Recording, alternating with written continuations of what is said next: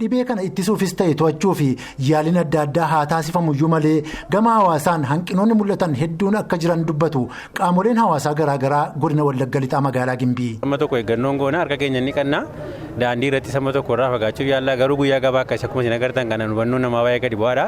Namni walii lama ta'e harka wal qabatee deemaa walitti dhiyaatee deemaa kun immoo dhibee kanaaf akka inni saaxilu beekamaadha. Egaa hubannoo qabaanneyyuu ammayyuu barumsa bal'aa kennuun dirqama ta'a jechuudha mootummaanis ta'e qaamni ilaallatu jechuudha. Aadaan kaleessaa sun hin dhiifne ammallee haga jedhamu qajeelfa gadi buusan hojiirra oolchurra hanqinnumatu jira jechaadha. Sooshaal diistaansii san bakka gabaatti bakka baankotaatti iddoo iddootti hojiirra oolchurratti hanqinni jira. Hawaasnis qulqullina naannoo fi dhuunfaa kallattii barbaadamuun eeggachuu irratti hanqina qaba. Aadaa nagaatti wal gaafatan amala baramaa durii keessa jira.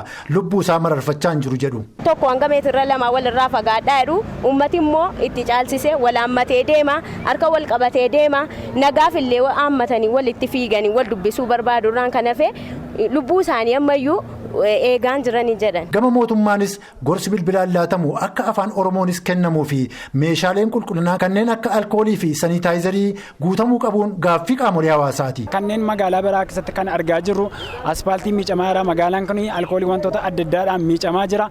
Gara godina keenyaa kana fudhattanii yoo ilaaltan immoo magaalaan keenya godinni keenya kun baay'ee rakkoodhaa fi of kennaa saaxilamaadha. Intarneetiin banamee namni abbaan sun hin kaasin dura koreera irraa of eegaa kan jedhu qajeelfamni kennamu sun afaan hundaanuu afaan naannolee hundattuu ittiin beekamu kenname teleen asirratti hojjetee hin jedha. Aadde Raayimaa Ahimad itti gaafatamtuun waajjira dhimma dubartootaa daa'immaniif dargaggootaa bulchiinsa magaalaa Gimbiis. Hubannoon hawaasa keenya baay'ee daran gabbu'a yaaddeessaadha jechuudha. Akka waan xiiqii ta'etti hawaasni har'a kan itti fayyadamaa jiru wal hammachuu keessaa ba'an jiru. Harka wal qabuu keessaa ba'an jiru wal dhungachuu keessaa ba'an jiru iddoo tokkotti kuufamuu keessaa ba'an jiru naannoo gabaa yoo deemte naannoo baankii yoo deemte waan sisuu kanneessu argaa jirta jechuudha. Kun immoo namatti dhaga'amuu qaba keessa namaatti nama yaaddessuu qaba waan nama boosisu ta'uu qaba jechuudha. Maaliif wal faana dhumuudha kun namni tokko qabameeti shakkiin qabu akka magaalaa keenyaatti maayikiroo sekandiitti nama kuma tokko akka wal ga'u shakkiin qabu akkaataa haala amma keessa jirru hin jiru. Dargaggoonni magaalaa Gimbii tola ooltummaa irratti bobba'anii hojjechaa jiranis hubannoo hawaasaa cimsuufis ta'e tatamsa'ina vaayirasii koronaa to'achuu fi qulqullina dhuunfaaf naannoo irratti akka hojjechaa jiran himan.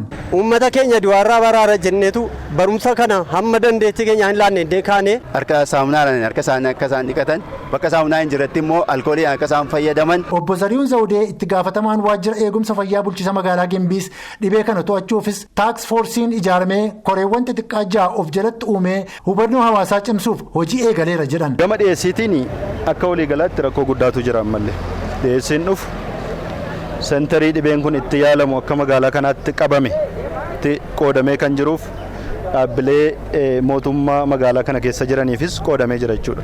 Garuu maalinni qaama baay'eetu gaafata dhiyeessiin dhufu murtaa'aa waan ta'eef dhiyeessii kana qaama hundaan waliin ga'uun hin danda'amne jechuudha.